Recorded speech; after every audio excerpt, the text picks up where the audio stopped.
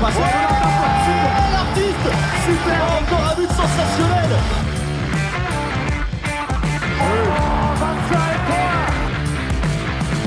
That's a brilliant bit of follow-up play by Mahe. Oh my goodness me, what a shot. Sagosen setter det hen! Han setter den! De er i semifinale igjen!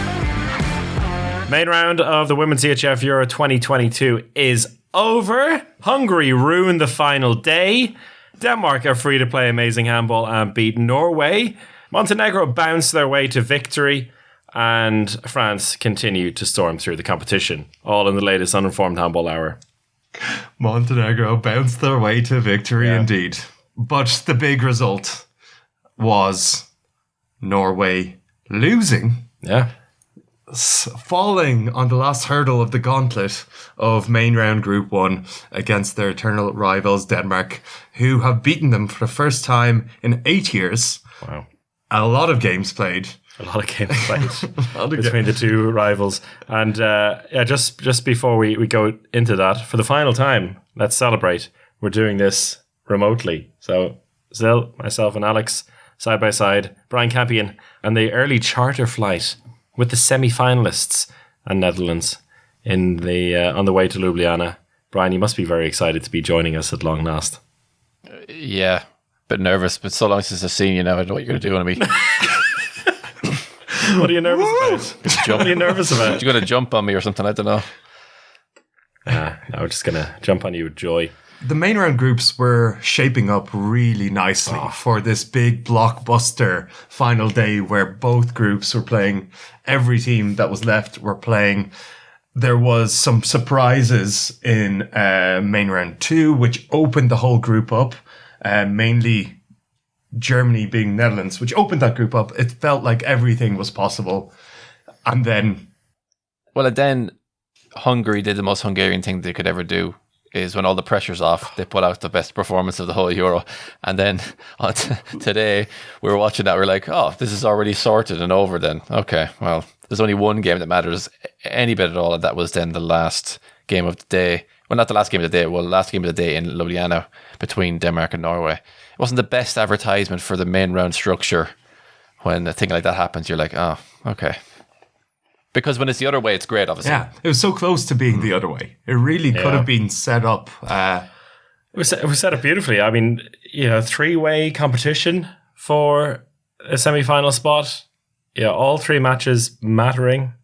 And then go back a day in Skopje and still every team with a chance of the semi-finals. It was all beautifully wide open, and then it all came crashing down.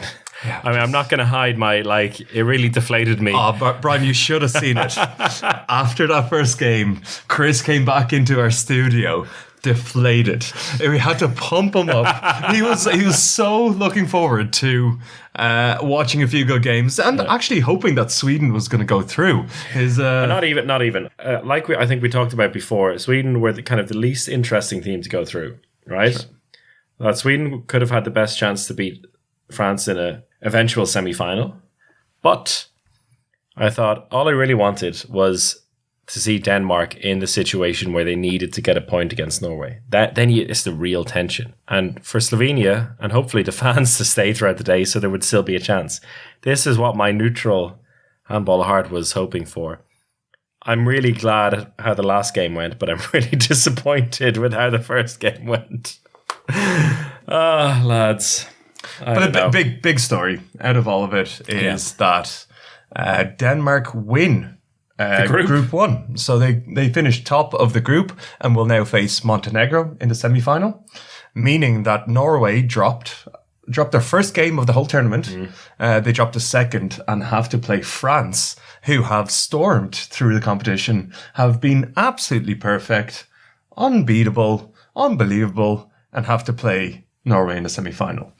But Denmark deserve their victory. They really did. Well, you didn't believe they'd do anything in this final game. No, I thought that they needed the tension, to get their energy into it, their emotions in it, to get them over that final kind of 20% that both Slovenia and Sweden couldn't do. Slovenia and Sweden really put it up against Norway, and in the end, it was just Norway's better players showing up. Katrine Lunde against Sweden, Henny Rijstad against Slovenia. They stepped up and they showed their class. And I still think that Norway have better players. They have a better team, have bigger stars, and they're just fantastic. And that Denmark needed that extra emotion to beat them.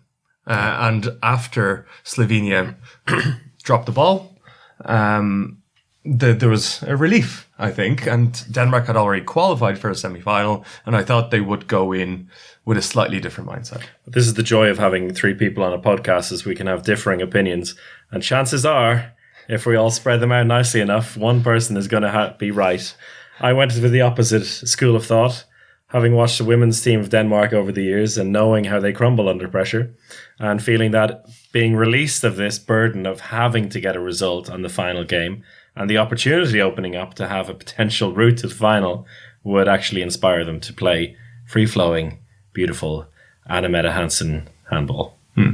But should we spoke to Louise Burgaard after the big win, and she kind of gave her emotions going into and out of the game. So let's give that a listen. A win against Norway finally. Was it everything you dreamed of? Not yet. Everything I dream of is a final. But I also dreamt for a long time about beating Norway. So that was pretty euphoric for us. Amazing. So this morning you woke up thinking that you needed a result against Norway to go through. Then when the game was starting, you were already in the semi-final. Was that a bit of a relief for you going into that game?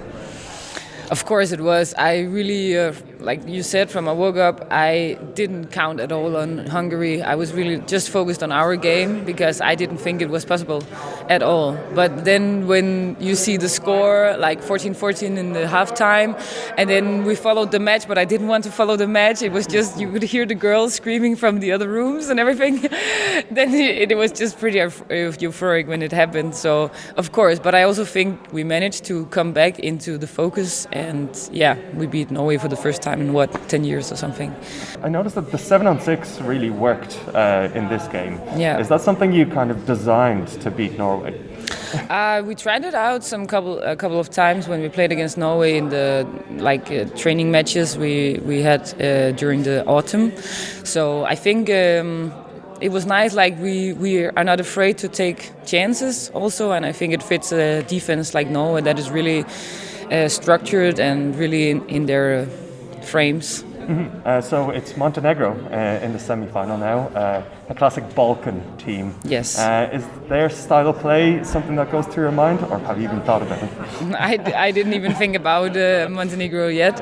Yeah. I know they have that Balkan vibe, that Balkan energy, and I just hope that the referees will also be good in our game. So that's all I hope for. Brilliant. Well, congratulations and enjoy the rest of the evening. Thank you. Thank you, Louise Burgaard. There you go. Wonderful words. I mean, who would have thunk it? It would be Denmark versus Montenegro in a semi-final. And this leads us into a question you asked me last week. Can Montenegro get a medal? You're like, but Chris, can they really? And I have a simple answer. Yes. And I'm still asking you that question. I'm still waiting for that answer, because I didn't say, can Montenegro reach the semi-finals? I knew well and truly that they could reach the semi-finals. Well, they're in the semi-finals. And they are in the semi-finals. But my question still stands. Can Montenegro get a medal? I'm still not sure. Yeah, I think, Brian, I'd like to get your point of view on this. Is facing Denmark perhaps the worst thing that could happen to Montenegro in a semi-final? I don't know. I just feel like I worry about that style matchup of a tough defense Scandinavian handball versus Montenegro. I think it just doesn't really match up so well. I mean, it's a semi-final, so we don't know what's going to happen. But my gut feeling would be that it's just not a very good style matchup for the way Montenegro Denmark play. also did struggle Slovenia. You know, when you're talking about styles of handball, Balkan handball, but I think Slovenia were extremely prepared for Denmark, and that helped. It's not the same. I wouldn't say it was more the style that I think it was just Dragan Hadzic and that team over preparing for the game and it working. Yeah. But maybe just a few touches on Denmark-Norway. So like what did it for Denmark in the end? Like, why did they win today? Like in actually every game in the main round, Norway played the team they were chasing. So they had to turn it around against Sweden. They did it in the second half. They had to turn it around against Slovenia. It wasn't like they were down by 5, but they were always like, they were happy to be 1-2 goals down. And then, as you said before, somebody stepped up and saved the day for them. That just didn't happen this time around. And Denmark were able to adjust their style of play as the game went on. And the key thing, you asked Louise about that, was the 7 versus 6. It worked. Really worked. And what did I say Denmark need to do to beat Norway and get a medal? You said they need to shoot from the backcourt. And that's exactly what they did today. And what was the second thing I said? They need to 7 or 6 to be successful. And both of those things went right today. Yeah. I don't think it's going to go right every day. You know, these are two really risky things. Yeah.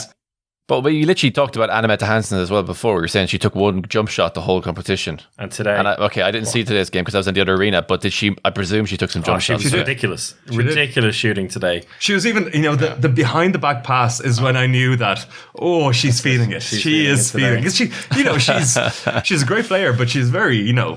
Straightforward by the book. When she pulled out the little behind the back pass to the line player, it's like, something's cooking now. Something was cooking. And the backcourt, let me just have a quick look at the shooting statistics for the backcourt here. Anna Mette Hansen, 7 from 10. Simona Pedersen, 5 from 5. Where did that come from? Where did that come from? Mette Tramborg, 3 goals. Christina Jorgensen, surprisingly, 3 goals. Louise Vinter 3 goals. Michaela Muller, 3 goals. All backcourt players. Wings scored 1 apiece, and Lions scored a few. And in the end, the goalkeeper battle was pretty close, but I feel like we talk about it a lot. Everyone talks about it a lot. It's not always how many saves you make, but the kind of saves you make and when you make them. And in the second half, Sandra Toft made some key saves, and she was brilliant. She had the stats seem a little bit unfair to her because I felt like she had a better game than she did. Both goalkeepers were good, Katrine Lunde, and they kind of cancelled each other out. Yeah. I would say, and it came down to the stars really, and for once, Norway lost the battle of the stars in this case. But we also spoke to Vilda Ingstad. Yeah, we spoke to Vilda Ingstad from Norway. She was actually quite open about the game as well, gave some interesting insight, also because she plays for Esbjerg, so knows coach Jesper Jensen and quite a few of the players pretty well. So let's hear what she had to say. So, sorry to be talking to you after a loss like today, but it's been a really tough main round group coming against 3 very heavy opponents. Do you think that had an influence on the game today? I don't know, it's hard to say, but I think it's, you get more and more tired in a tournament like this, so maybe not, I don't know, it's hard to say, it's margins, I don't know, small details who makes the difference today. I think we have, every player on our team have 1 or 2 situations where we can say, hey, sorry, that's my fault, like where we don't do what we have planned or what we talk about, that we go full out of our concept, and when everyone has that, it's too much. We cannot afford that against a team like Denmark. And on the whole, like the main round has been a pretty good one. It has very tough opponents throughout. How would you sum up this week? It's like you say, it's a hard week, it's tough opponents, and we try our best in every match, and today it was not enough. So now we need to get some good recovery, and then prepare ourselves good against France. Naturally enough, you knew Jesper and a fair few players on the team from your club handball. Was there any surprises that they threw at you today, tactics-wise or team-wise? No, and that's even more annoying. And semi-final opponents is the team that probably weren't hoping or expecting to be facing so early in France in the semi-final. Too early, of course, to be thinking about them. But what areas do you think the team can really improve in such a short time before that? I think it's small details. It's about like toughness in defense and being more close to each other. And it's only small details. Being more. Doing it more of an effort when you shoot, for example, that you don't just throw the ball. You need to do the work before and everything, So it's just small details. It's nothing big we need to change. And against France, they have such a heavy centre block as well. They're really difficult to deal with. They'll give you a lot of physicality. Is that something you enjoy as a line player? I think I'm forced to enjoy it. I don't know. It's not. It's just how it is. You don't think too much about it anymore. Yeah. Recover well and good luck on Friday. Thank you. Montenegro, we really briefly touched on them there. Brian, why the hell did Georgina Jakovic take 15 shots today? Why wasn't she sitting on the bench resting her poor sick stomach? I think she's probably only back to full health now, so she's probably thinking, I've got full of energy. Do you know, after you've had a stomach bug and then you first get back playing again, you're like, God, I feel great now, I could lift the house. And I think she's probably in that kind of vibe now at the moment. But it's amazing to see when you see France playing with their B team and what they can do, and then you see Montenegro play with their B team and what happens to them. There's a big gulf there, and I think we realise now why Popovic only plays with 7 players when you see the drop off in quality. But that game today it's not even worth talking about, I think, because they lost. What was it? It was 42-25 to the Netherlands. So so it's more of a world championship score, isn't it? Yeah, more of exactly. Yeah. It was very North Macedonian women's team kind of vibes off it today, which was a bit unfortunate. But I talked to Tatiana Brunovic after the game, and she said their aim coming into the game was to a few players get a run out, and then basically it's going to be eyes on the semi-final. So we said we can now admit that looking at the scoreline today.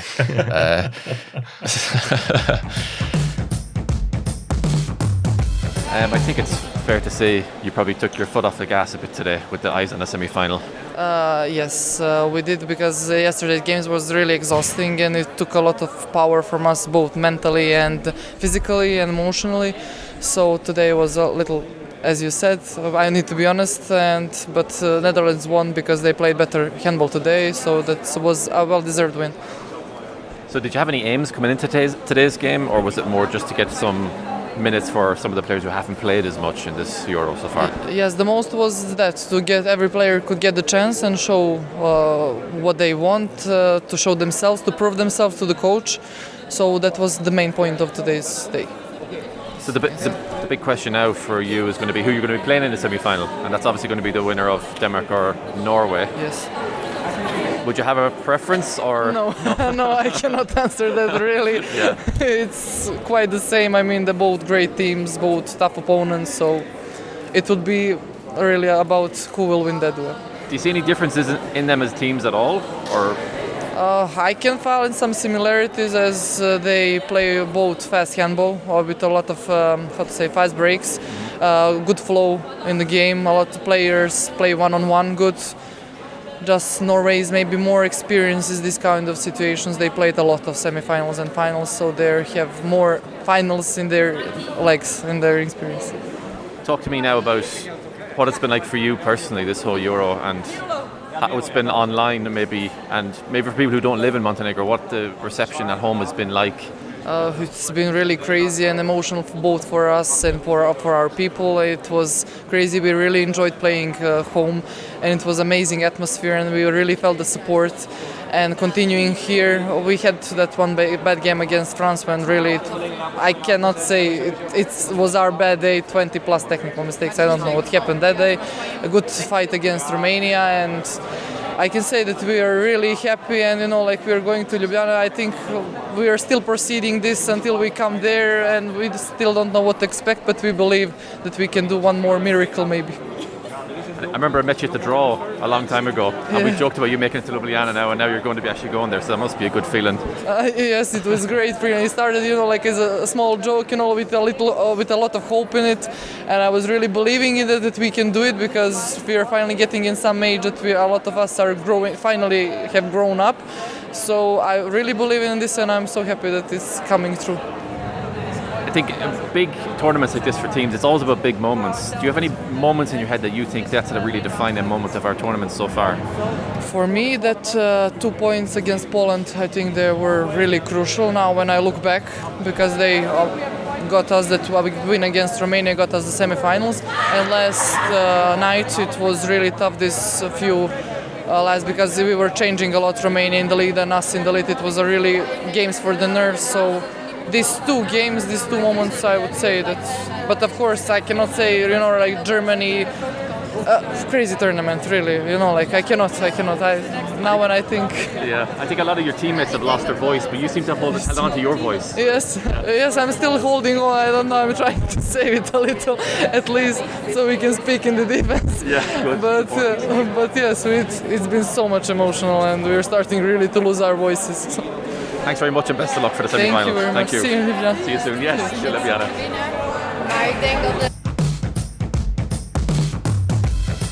When I met her at the draw, and I brought that up also in the interview. I met her at the draw back months back, and we were joking about. She said to me, "I'll see you in Ljubljana," and then I reminded her of that today. That actually, I will see you in Ljubljana now, because you made it to the semi-final. And back then, it was literally just a joke, and it was very kind of off the cuff stuff. But it's incredible to think that they have made it now, and on so few players. So can they find the energy to get another result against Denmark? It's a very, very tall task. I don't know. What do you guys think? Well, in my description of what they needed to do, I said they needed to phone it in against France. They didn't quite do that, but they had the luxury to do it against the Dutch today. Energy won't be a problem, I think, is the point I'm trying to make. Energy won't be a problem for them. 60 minutes in these games. It is Final Four-esque now. And I think nothing is going to stop them from just giving it absolutely everything. Whether they get beaten by strength and depth is another question, but I don't think it'll be through a lack of energy. I don't know. I think energy is one thing, but then there is the brutality of playing 50 to 60 minutes in 6 games. We saw that with Rajcevic getting a knee to the back of the head in the last game. Jelkovic getting sick. There's the amount of knocks, the amount of bruises. There's not enough ice in the world to kind of get these players up, and they will. Okay, they will. Well, Rajcevic won't be. I mean, she's wearing a neck brace today, so she won't be going anywhere. Oh, really? But Jesus. Yeah, she was in the arena, but she was wearing a neck brace. Okay, so she definitely won't be playing. Yeah. Wow. Oh, that actually. Congratulations, Denmark, on making the final. Alex. All you need is 7 players. Remember Vardar? They only had 7.5 players, and now Montenegro are down to 7.5 players. Wow. Yeah.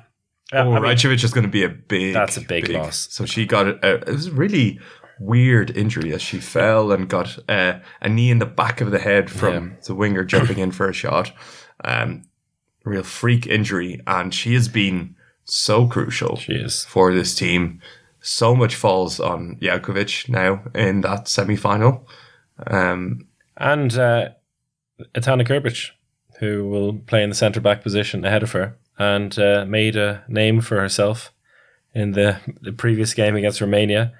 Brian, you were on site. That must have been quite an experience, that Romania versus Montenegro game, and the closing stages in particular.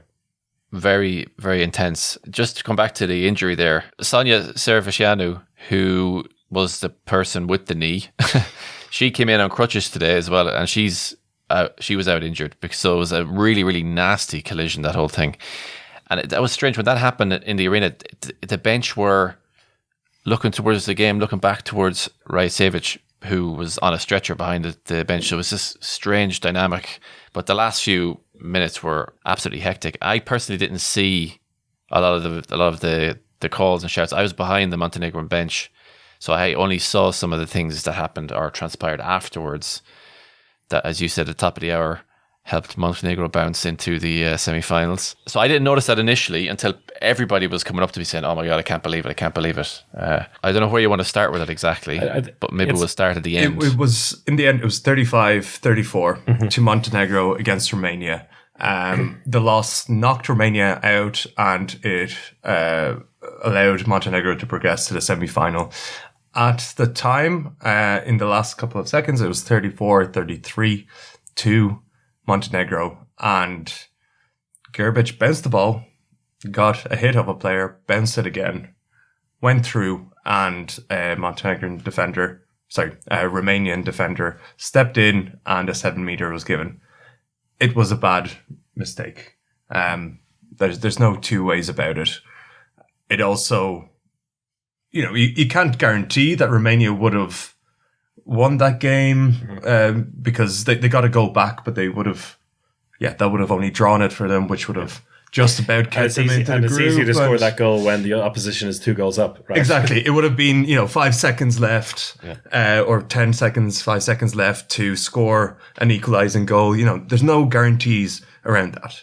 And then it's still very difficult for Romania to progress. But they did play a really, really good game. Yeah. I was impressed with Romania, and it did come down to that decision. I know there's been, the Romanian media came out. Well, there was a website, handballnews.ro, that made a 4-minute, 30-second video of refereeing mistakes in that game. I think I looked at that video, and yes, there were some mistakes, but it wasn't. Again, it's one of those Croatia-Brazil situations that we saw where, of course you can pin down all of these really specific things, but when you put it together in the context of the game, it doesn't quite stand up. And, the referees may not have had the best performance, but it really was just that final decision that makes it's a bitter feeling for Romania, and no wonder they're so angry. Christine Iagou came out saying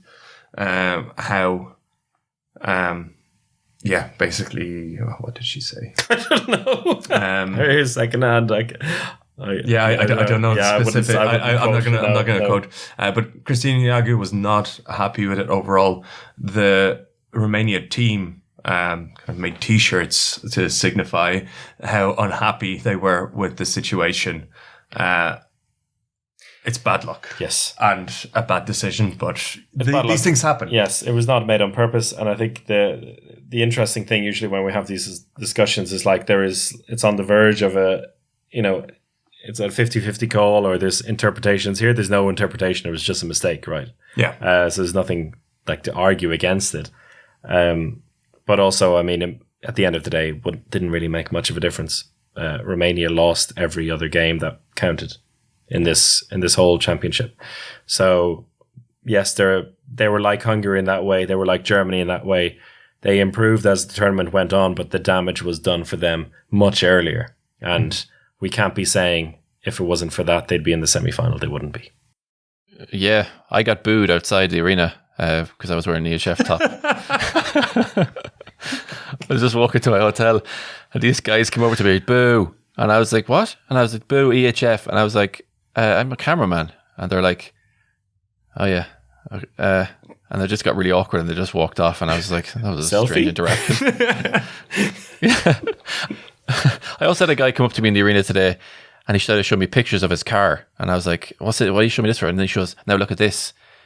And then it's a broken window. He's like, that happened in the car park. You're EHF, you should have been protecting that. And I was like, oh, I don't think you understand how security works, mate. I don't think we're all the security guards are all EHF bouncers. You weren't taking photos of the car park constantly, were you, Brian? Just coming off the court and taking a photo, just ensuring that there's not bricks being thrown.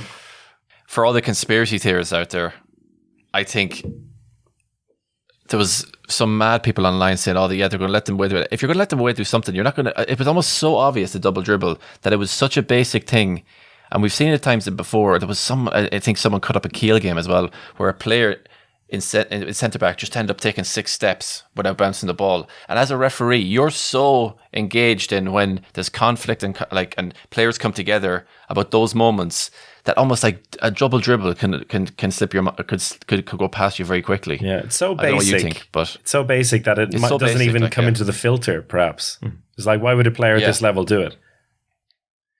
Well, yeah, there's players all around them pulling out of each other, pushing and shoving, and all of a sudden someone takes a double dribble. That's almost the last thing you think of would happen in a situation like that. So I can almost understand it in the heat of the moment. I mean, it's a terrible decision and it is wrong, but there's nothing you can do. You know, the game came to a conclusion, and yeah, they can't run it back. So Montenegro versus Denmark in one semi-final.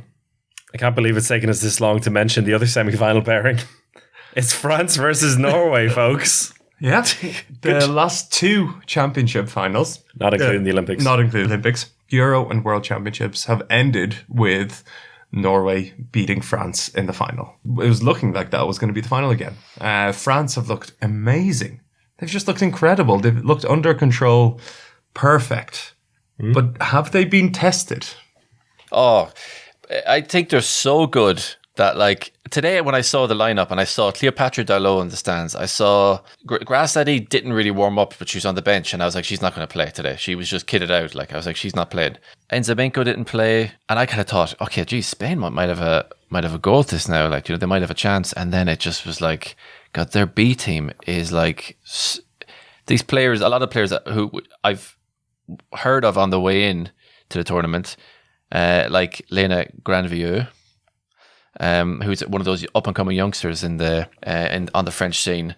Yeah, didn't really play a minute up until this point, and then was playing centre back. And Spain were pretty much full strength and didn't have an absolute chance. I mean, it was 17-9 at half time, and all of the B team looked like the A team, and it was just absolutely incredible. So when you say, it's hard to say they haven't been tested when they're that good. You know what I mean? Yeah. And I was doing the watch along with Alison Pinot, and I was wondering. We were both wondering why she wasn't in the squad, because it's the first tournament that she has missed. She still has ambitions to make the Olympic squad. But I was thinking, you know, these players, you know, who was she behind in the squad? You know, why didn't she make it?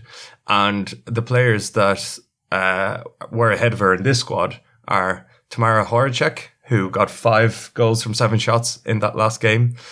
Audrey Dembele, who got 4 from 6, and Orlan Canor, who's just been a rocket in this tournament. So I think that speaks to a lot of depth, as you said, Brian, that they even have a player like Alison Pinot still outside of the squad. You know, we kind of talked about that has the team been tested, and Norway well and truly were tested in the main round. Yeah, and I think see what happened to them.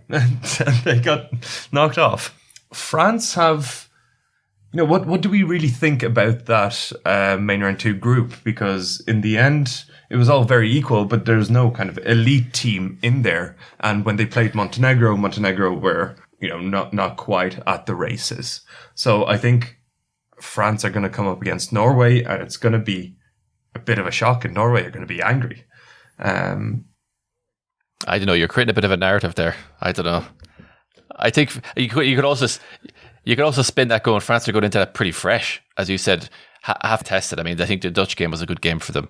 So they've had parts of games where they have faced adversity, and they stayed quite calm in that Dutch game. Yeah, they're going to come into this really fresh with massive confidence, having absolutely dismantled Spain with all the kids, basically. So that's just an incredible way to come into it. I'm just reviewing their results just to show how good they have been. I think it's hard to realize. They got a 10-goal win against North Macedonia, 14-goal win against Romania, 2-goal win against Netherlands, which was a test, 8-goal win against Montenegro, 8-goal win against Germany, 13-goal win against Spain. That's just nonsense. You're playing a different league. There are parallels here between France this time and 2 years ago with Norway, because I think we were having a very, very similar discussion, because Norway were just too good 2 years ago.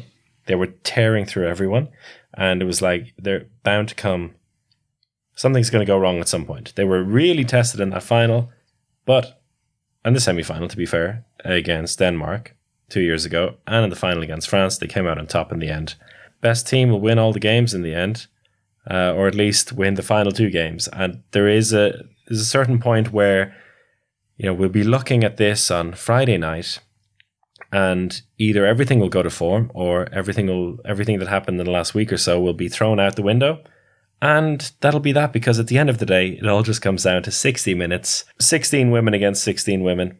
And as it currently stands, France have the better 16 women. But do they have the best players? Do they have the best 7? I still don't think so. I don't think so. I think Norway do. But that's the exciting thing. For Norway, the backup players, there's no star that kind of showed up when they needed them. We talked about all these new players that have kind of been integrated into the squad, and none of them have stood out. I think Christine Breistel was one player who probably showed she kind of belongs at that top level. But do you know who else? And I'm surprised. Like, she's only played 1 game. She's only been in the squad for 1 game, and I don't know if there's something wrong with her. But Ragnhild Villadal, who has shown she can do it in the Champions League final. She's outside the squad at the moment. Imagine throwing her in as another left back threat for the semi-final. I wouldn't be 100% surprised if they throw a curveball in like that. Thor Gergeisen has been through this too many times to have, shown all of his cards. He probably half expected something like this to happen, to face France in the semi-final. And I saw how pissed off Nuremberg and Henny Reistad were when we were doing the mixed zone interviews. Henny especially seemed like she was so angry, and that's not something that I would like to have, an angry Henny Reistad coming my way if I was France. Yeah, but France have their own vengeance in mind. As you said, a World Championship final, a European Championship final 2 years ago, losing to Norway. They were kind of found out a little bit this time last year. So there's revenge in their minds as well. Narratives galore, you might say. But before we go into our final chat on that, maybe we can hear from people in the mix zone who were very happy, I'm assuming, Brian. Yes, I did speak to, very briefly, Lena Granvieux, and I also spoke to Camille Depuzet. Congratulations on the win. I think it's very impressive that you play your second team today and you Spain in such a manner. I think it must give the squad great confidence. Yes, for me it's incredible. Second team is in the court, but we keep a defense of Team France, defense and attack, and it's a good result for us. And I hope after it's maybe medals. And for you, what was it like for you? Because you got a lot of minutes today for the first time at the Euro. It must have been a nice way for you to get minutes because there was no pressure for today's game. So it's nice for you also. Yes, little pressure, but my coach and my team will be here for me, and I think I make simple things and good things. Yeah. It looked like in attack you were enjoying yourself today. There was lots of movements, lots of switching, and it was working very, very well, wasn't it? Yes, lot of movement. It's a pleasure. It's good things, and with my partners, it's a good connection. It's a good movement. It's a good atmosphere. It's and good win. Thank you very much. Thanks. Thank you. You must be delighted with that result today, with all the players who didn't play or didn't feature much so far coming on, and then beating Spain in a way like that must give the whole squad huge confidence going into the semi-final. Yeah, we wanted to show that our team is a group of 20 players, not only 16, not some that changes, and that was important for us because we wanted to show that even if maybe our leaders don't play, we can still be the French team, and we still defended good and did some fast break, and I think that's our DNA. So that's what we wanted to do tonight, and I'm happy that everybody could bring what he had to bring and could play and could show that we are a team, that we are united, and that we support each other to go where we want to go. And how was it personally for you to get more minutes on the court? And I think it's a good game to come in as well like that, because there's actually no pressure today on today's game, really. Yeah, it's never easy to play a team like Spain because there is a lot of 6-meter shot, a lot of one-by-one players. So, it's always like with the goalkeeper, a duel that it's always hard. But I'm happy and I'm very grateful that I could play today, because it's never easy to feel that you are belonging to the victories that the team are when you are outside the field, and then being able to play today, it was really like, okay, no, I'm part of this, and like I'm happy. I just wanted to come and bring what I wanted to bring, my energy, my positivity, helping my defense, and like just also feeling the support of everybody around us. So I think that was super positive today. And coming up against Norway now in the semi-final, obviously that's a classic, isn't it? I just learned that. Yeah. No matter where we want to go, we will have to beat everyone. So we're going to play in Norway. It's going to be a tough game, but we want to go to the final. So we're going to give everything we had on everything we have on Friday to go there. And we were flying to Ljubljana with a lot of good intentions, and we really want to do our best and prepare this game well to try to beat the team that is now beaten also. So we will see. It's never easy, but no matter what, if we want to be champion, we have to win against everyone. So maybe Denmark gives you a nice blueprint on how to beat Norway. Yeah, maybe, but it's never like I don't know. It's Nordic teams. Maybe they know each other also. They kind of play the same way. But we're gonna watch the game. It's sad that we were playing at the same time, but then we're gonna look at it and try to do like we did, prepare the games as best as possible, and then trying to do our best in defense and defense strong. And after, we're going to see just taking pleasure and being really motivated, and then we'll see what happens. Thank you very much. Thank you. It's all over, guys. I'm sorry, the Euro has finished. France are going to win all this. I'm making my bold prediction right now. The chips are down. The chips are down. The chips are down. And I might be affected by having watched France so much here, but there's something in the You're air. Going all in on Team France here. I like it. Now, I'd just love to see Denmark do it. It would be great. It would be great to see a new team come out on top. New team in recent times. Well, no, Montenegro win it would be really great, though. No? Yeah, but they're just not. Just not going to happen. Like it's amazing what Montenegro. They've Will they get a medal? No. Okay. No. Will Montenegro get a medal, Brian? I don't think so, but I can just envision the future of that exact quote what you just said there. They're not going to win. And I was just laughing, being cut out by ourselves, making a review podcast going, well, we were wrong again. Who knows? It's only 120 minutes of handball. Exactly. So, exactly. It's only 120 we don't minutes know. of handball. No Rajcevic, no party. The only thing we do know is the France are going to win it, but everything else is wide open. I love it. Oh, I love it. Oh, it's. I know.